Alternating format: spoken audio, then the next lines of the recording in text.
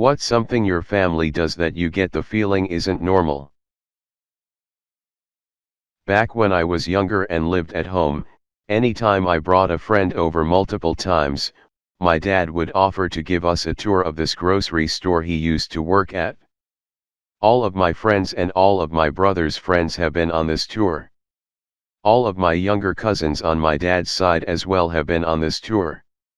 He walks you down every aisle at this grocery store he used to work at that has been rebought and renamed countless times. Every time, the tour gets longer. He will chronicle every aisle that aisle used to be. Back in my day, this was the canned goods aisle. Then it became the candy aisle and now it has the baking needs stuff. At the end of the tour he will buy every tour attendee one iced tea from the iced tea cooler which has remained miraculously in the same spot. None of my friends' dads have taken me on a tour of their old place of work. I think your dad might need a hobby. LOL, sounds like he's got one. My family has a lot growing up. My mom was in nursing school, and did not usually cook. We always had food, but if she did cook, it was late by most people's standards, such as 9 p.m. to 11 p.m. Many of our Thanksgiving dinners and Christmas dinners were first served after 9, this year included.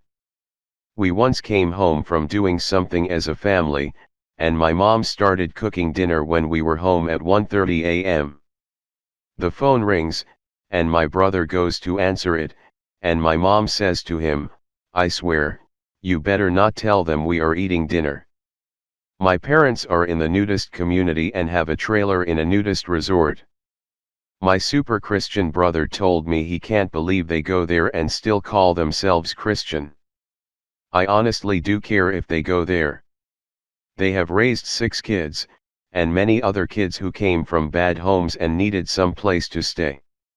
If this makes them happy, I am all for it. Pretty sure they have done swinging also. Probably very normal, but shouldn't be.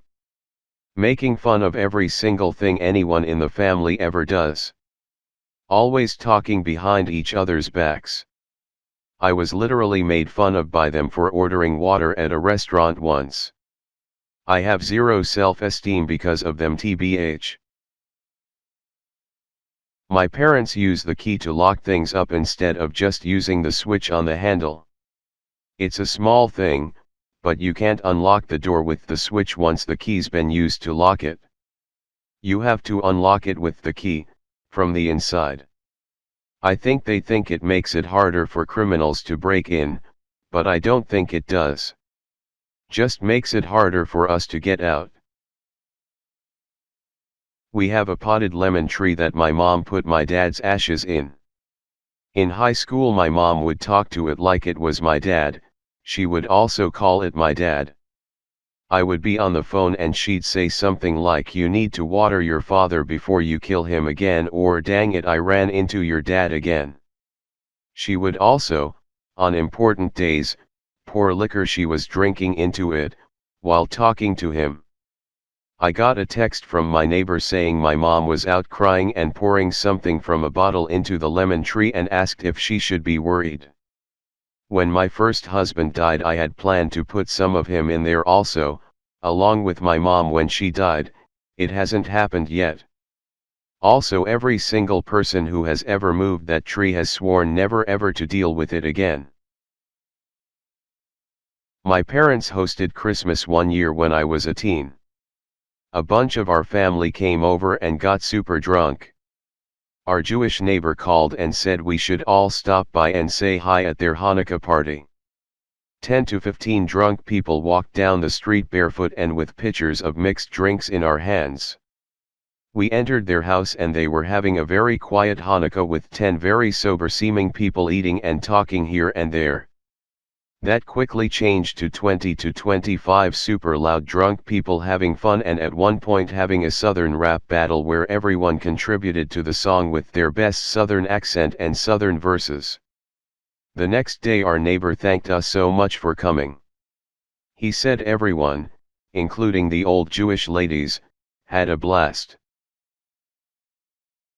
My grandfather worked on a farm when he was a kid, and on that farm, it was apparently something of a taboo to drink milk. One could cook with milk or put it on things, but consuming it directly was tantamount to a crime. Well, at the time, my grandfather absolutely loved milk, so he started using the stuff as a catch-all condiment. He poured it on cereal, on steak, on bread, and even on cheese, which sounds a bit unnecessary in the retelling. While he did eventually grow out of the habit, one vestige of it remained, and it also became a family tradition. Whenever we have a large gathering of some variety, my grandmother will always ask what everyone wants for dessert. Should a person request cake, a predictable response will be offered: Max style or dry. For the past 4 generations, all of the firstborn males in the clan have been named Max. The latter option refers to cake as you'd normally expect it to be served, but the former describes a slice that has been placed in a bowl and covered with milk. I'll never forget the first time that I ate dinner at a friend's house, and his mother asked me if I wanted pie or cake after the meal. When I responded with cake, please, she just nodded her head and left, which struck me as odd. Upon her return, with dry cake, I asked for an explanation. How did you know that I wanted it dry? Dry, the woman repeated. I gestured to the plate in front of me. You didn't ask if I wanted it Max style or dry. What is Max style? She asked. Did you invent it? I'm one of those aforementioned firstborn males. I laughed aloud, feeling endlessly amused by the fact that my friend's mother, someone who had every appearance of being a wise, knowledgeable woman, had never heard of Max-style cake. It was only when I took to explaining the concept that I started to realize that my family might have been doing things in a strange way.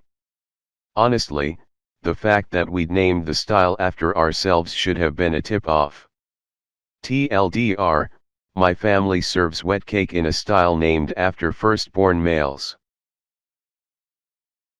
We hold our breath going into a new state to bring air from the old state into the new. I have no idea how this started. My dad used to take us to Georgia from Illinois, and as we got to the state line, he'd tell us to hold our breath, and as we passed the state line we'd all let our breath out loudly. When my husband and I traveled to Florida as a brand new couple, I told him to hold his breath. He did not bat an eye and did exactly that. We have now carried on this tradition for over 17 years. Our girls laugh and giggle when we do this now. When driving past an oil well, one must quickly yell, "I'm an oil well." First person to say it wins. One can occasionally trump by stating they're the guy who owns the oil well, but there's a tacit agreement it can only be used if you're losing by a lot. Our version of this is when you see a road-killed animal, you yell "dead animal." That's for the first point, then whoever can identify it and yell what kinda animal it is gets the second point. If you guess incorrectly, you lose a point. Your version seems a little cuter and less morbid. Baby Jesus birthday cake.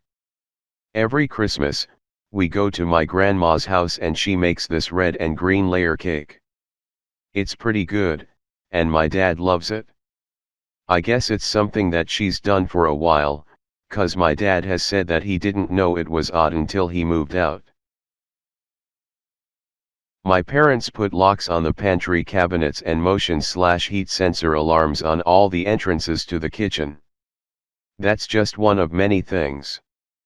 I have a hard time remembering that the way I was raised wasn't normal, and learned that lesson really quickly when I told my co-workers that I wasn't allowed to watch movies TV shows except in French or Italian, the crappy voiceovers, not subtitles, not Italian or French shows.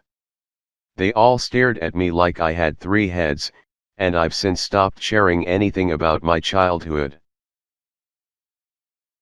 We have family reunions. All the goddamn time.